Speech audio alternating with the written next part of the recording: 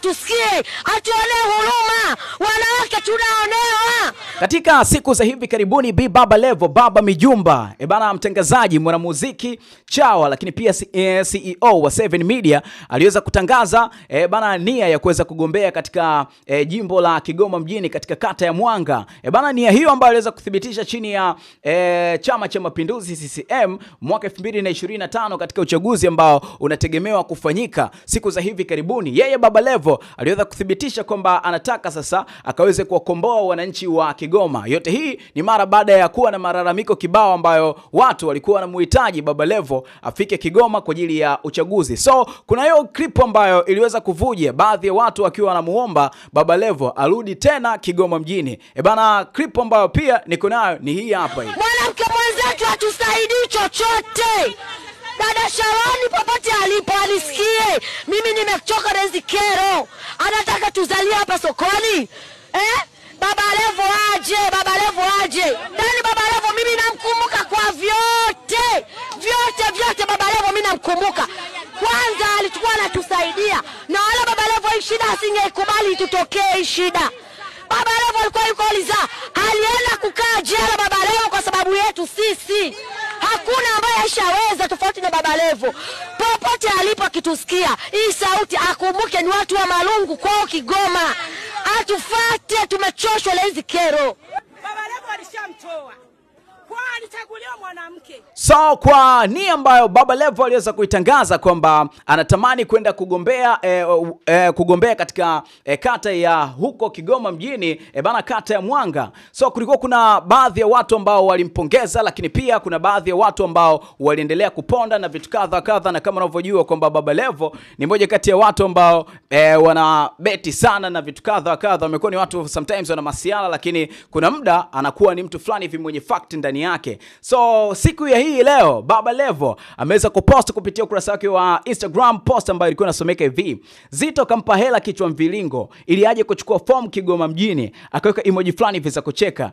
Bana na waahidi nitawapiga wote kwa pamoja. Akaweka emoji fulani hivi za kushukuru. Kwa upande wa caption Baba Levo ameandika ujumbe ambao unasomeka hivi: macho ya Tanzania yataelekezwa Kigoma mjini, maana brother ameanza akitengeneza mamruki wepesi ili apate upenyo. Sorry kama kuna typing error fulani hivi, lakini amekuwa amemaanisha kwamba kuna baadhi ya watu ambao wanatengenezwa kama mamruki ili mradi sasa waweze kupata upenyo. Akaweka emoji fulani hivi za kucheka. So huu ndio ujumbe ambao Baba Levo ameweza kuandika, lakini pia akaweza kushare kupitia ukurasa wake wa Instagram. Yote hii ni mara baada ya ambaye ni chao mwenzake, moja kati ya watu ambao wamekuwa na bato kubwa sana kwa mitandao ya kijamii huko. Bana ni Mwijaku pia aliweza kutangaza katika siku za hivi karibuni kwamba naye mwenyewe atazunguka mkoa kwa mkoa kwa ajili ya kuhamasisha baadhi ya watu kwa ajili ya uchaguzi wa mwaka 2025. And this time around alionekana Kigoma pale, lakini pia watu ambao walikuwa wameongozana nao walikuwa ni wachache. So ni kwamba kama vile Baba Levo akaona kabisa kama Mwijaku naye mwenyewe anataka kuingia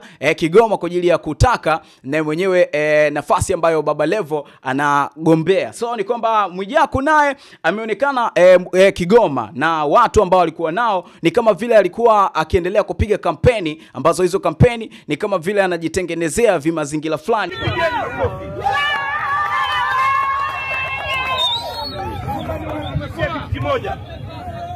Niliwahi kumwambia ndugu yangu swaiba wangu Zito Zuberi Kabwe nilipokutana naye Maka Saudi Arabia, nilimwambia vitu viwili: Kigoma tunahitaji wasomi.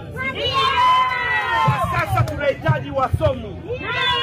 Mkoa wa Kigoma sio mkoa wa watu kuja kuokota hivi. So kwa upande wa Baba Levo aliweza pia kupakia video hiyo ambayo yalikuwa ni mapokezi ya yeye kipindi ambacho anafika Kigoma, na mapokezi ambayo Mwijaku alikuwa amefika Kigoma. So ngoja nikupe time kidogo uweze kuona bana ni nini ambacho kilikuwa kinatokea kwa upande wa Kigoma.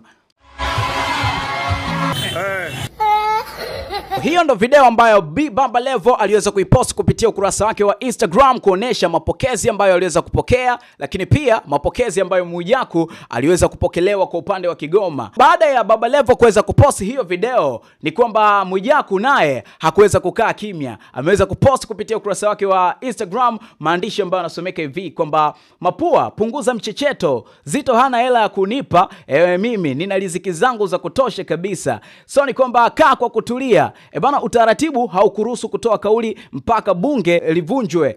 Bana, atulia, usivunje taratibu za CCM. Lakini mwishoni kabisa amemaliza kwa kukoti kwamba utakosa sifa. So huo ndo ujumbe ambao Mwijaku aliweza kupost kupitia ukurasa wake wa Instagram pale.